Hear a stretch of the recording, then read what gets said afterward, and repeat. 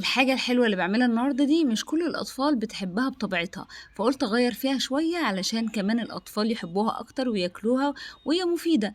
أنا جِبت هنا نُص كوباية رز وحطيتها في كازرولة كده، وحطيت عليها مَيّة مغلية وحطيتها على النار.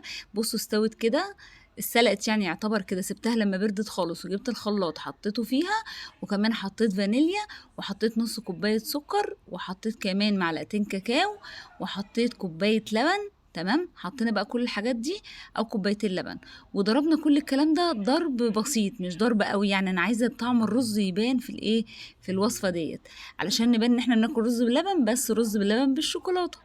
وحطيته كمان غلوة كمان علشان يتقل ويدّيني السمك المضبوط.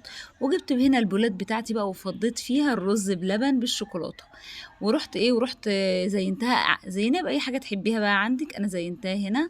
تمام. وبعد ما زيّنتها بقى حطيتها بقى، سِبتها تبرد شوية، حطيتها بقى في التلاجة لمدة نُص ساعة، والمفروض أسيبها أكتر من كده عشان تجمد شوية، بس أنا بقى عشان عايزة أصوّر الفيديو. فرُحت مطلّعاها ودُقتها تحفة.